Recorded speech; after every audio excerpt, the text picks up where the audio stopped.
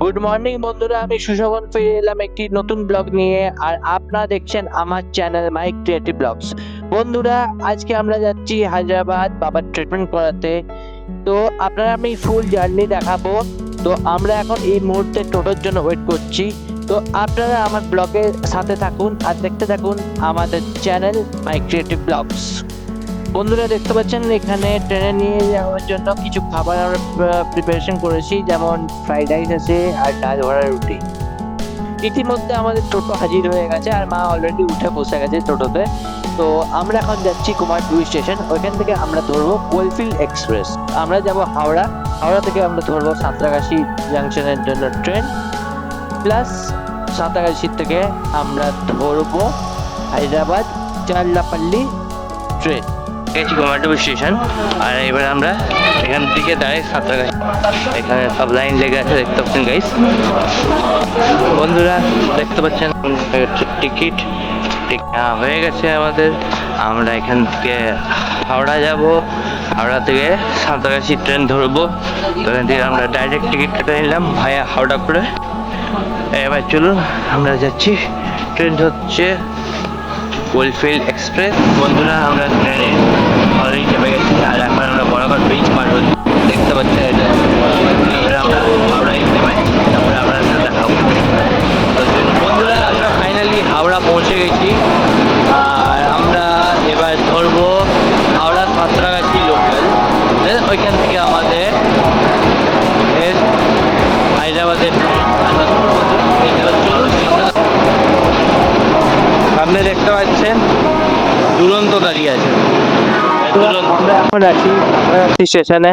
আমাদের যে ট্রেন সাঁতরাগাছি চারাপাল্লি যে ট্রেনটা ছিল, সেই ট্রেনটা ছিল দুপুর 12:30টার সময়।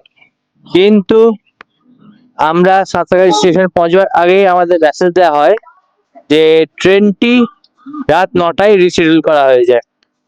তো এরকম ভাবে আমাদের যে ইন্ডিয়ান রেলওয়ে তারা হ্যারাসমেন্ট করছে এবং বিফোর হ্যান্ড কিছু জানাচ্ছে না, অন স্পট তারা জানাচ্ছে। তো আমরা এখন ওয়েটিং রুমে, যেখানে এসি ওয়েটিং রুম আছে, সেখানে আমরা আছি। কিন্তু তখন ওয়েটিং রুমে বসা সম্ভব নয়। তো বন্ধুরা চলুন আপনাদের দেখাই আজকে সাঁতরাগাছি স্টেশনের ওয়েটিং রুমের বাইরেটা।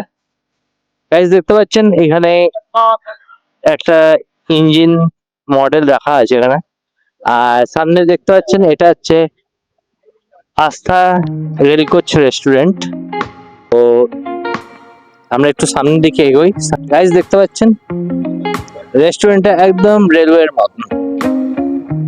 এখানে সামনে যদি আমরা, এখন বন্ধ আছে রেস্টুরেন্টটা, কিন্তু আমরা এখান থেকে একটু দেখাই, একদম রেলওয়ের বগির মধ্যে রেস্টুরেন্ট আমরা পাবো।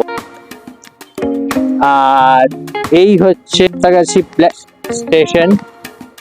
দেখুন ট্রেন দাঁড়িয়ে আছে সামনে এখানে।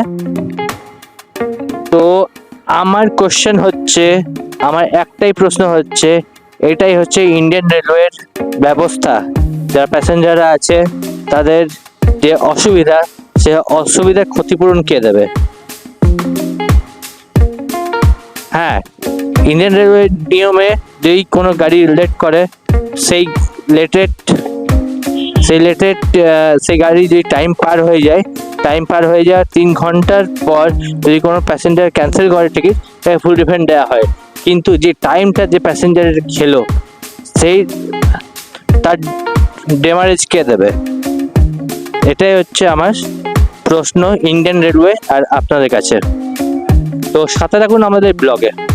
ফাইনালি আমাদের যে ট্রেন আফটার 8.5 ঘন্টা লেটের পর, ডিলের পর, আমাদের ট্রেন 2 নম্বর প্ল্যাটফর্মে আসছে। তো আমরা এখন 2 নম্বর প্ল্যাটফর্মে যাচ্ছি। তো 2 নম্বর প্ল্যাটফর্মে সাঁতরাগাছি চেরাপল্লী স্পেশাল এক্সপ্রেস যাবো। আর আমরা এখন ট্রেনে উঠে গেছি অলরেডি। তো দেখা হচ্ছে আপনাদের সাথে কালকে। Good night guys.